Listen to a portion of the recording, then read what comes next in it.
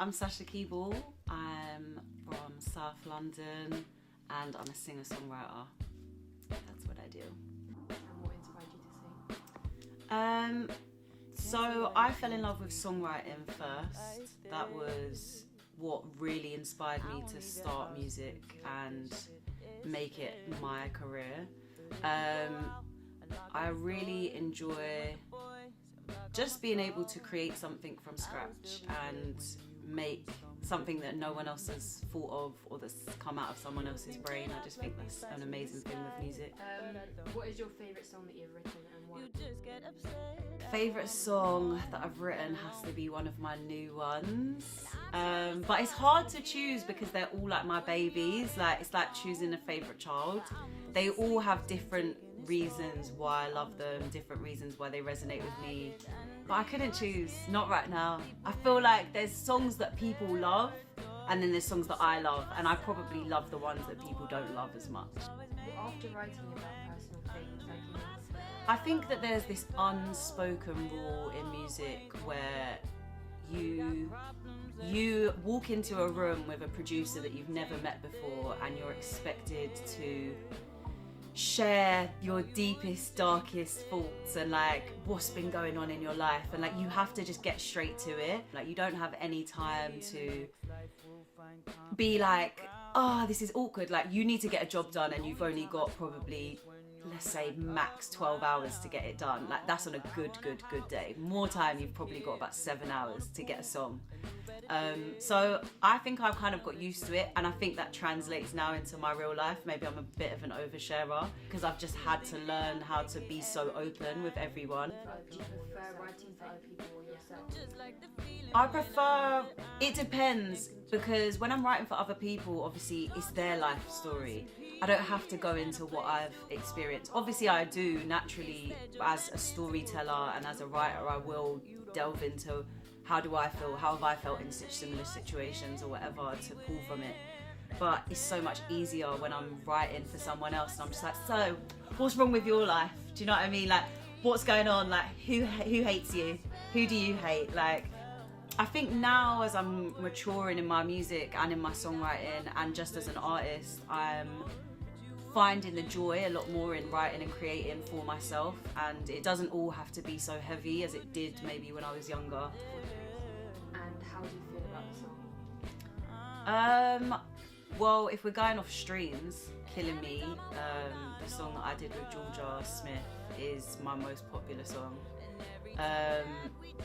And I mean, I love the song, and obviously I love Georgia, so yeah, I'm happy that we created something.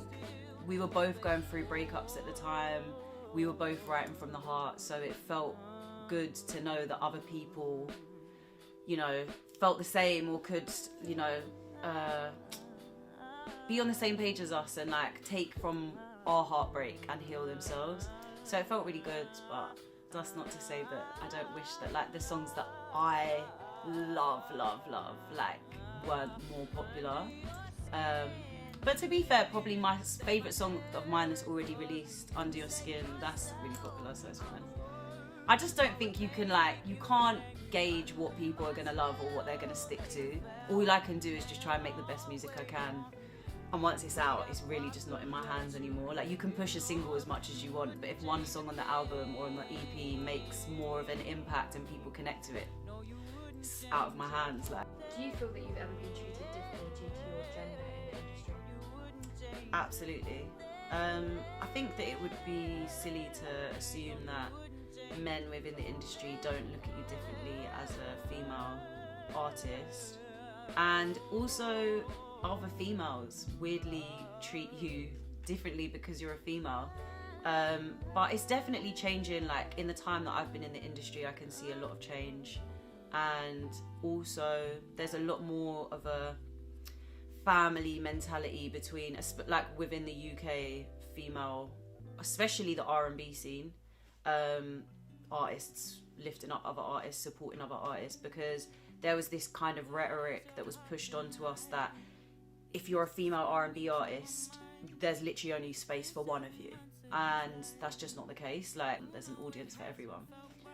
Do you think that stereotypes and ideas are ever forced onto artists? There's so many stereotypes and just things. Again, it's the thing that people think that they know what your career should be.